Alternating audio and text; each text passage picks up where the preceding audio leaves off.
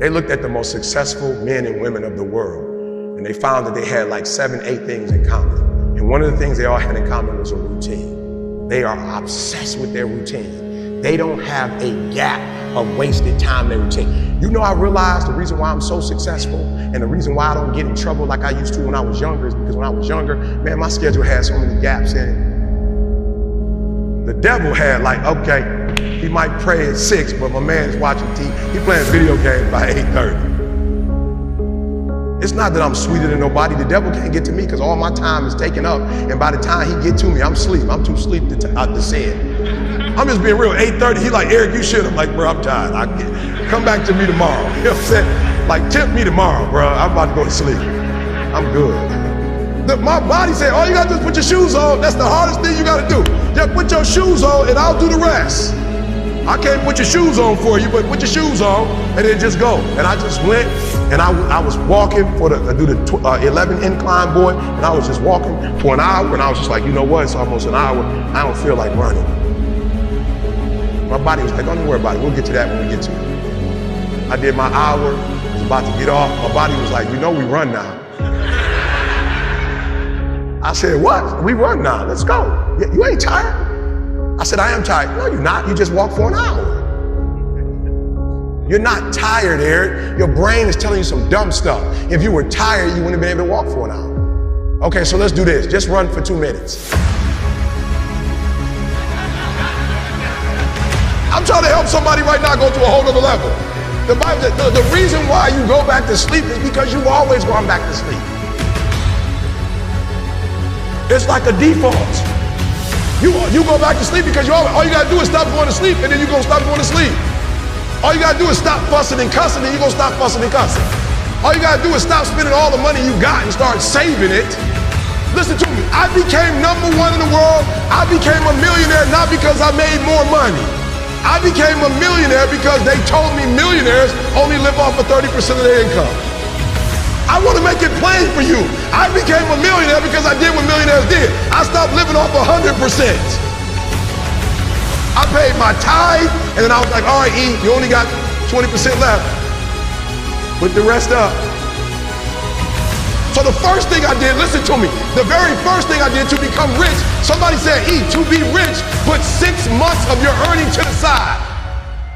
So I was like, all right, bet. That's what the rich told me to do. So I put 6 months to the side. How long did it take? I don't remember, but I put it to the side.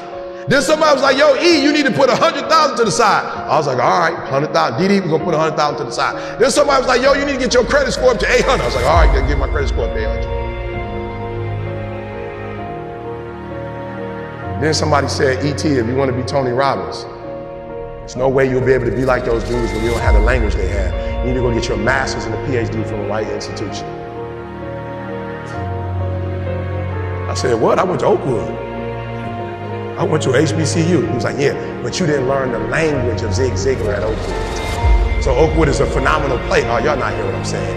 I just said something, you missed it. Now you need to go to Michigan State University. CJ, you see my master's degree anywhere? What about my PhD? Not in the office, not at church. You ain't seen it in my house.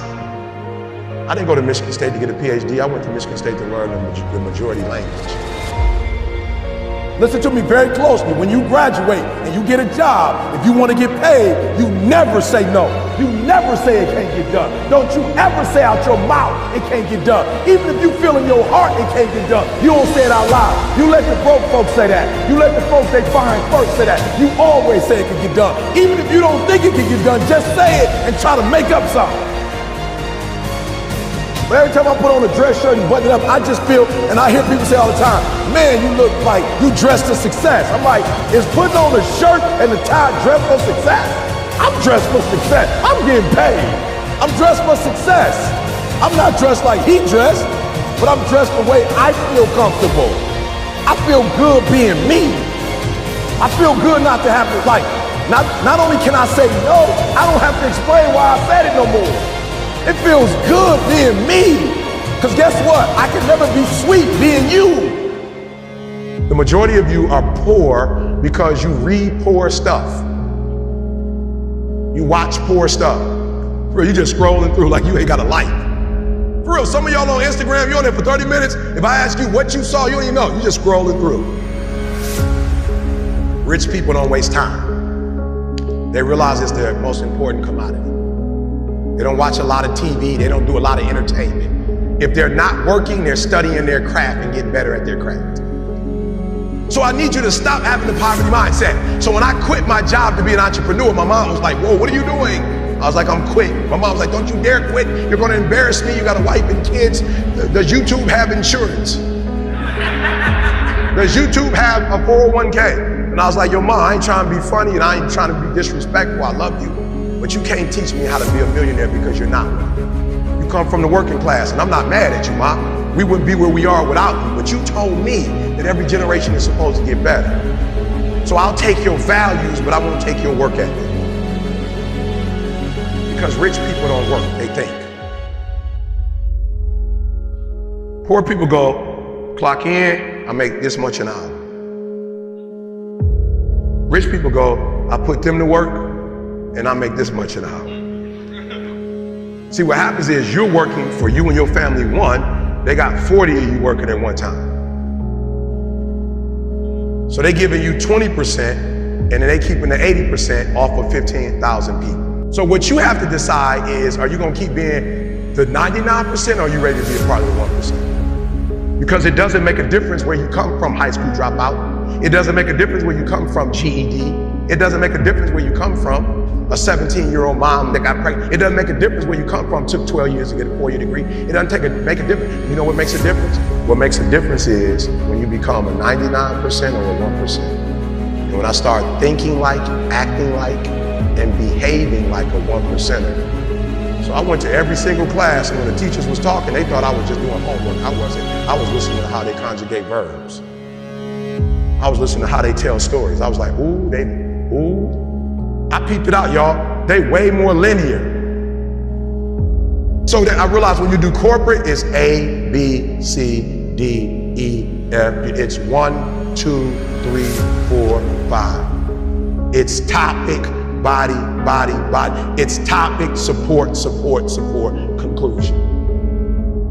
I need your language though if I'm gonna compete. I need your rules if I'm gonna compete. I need your codes if I'm gonna compete.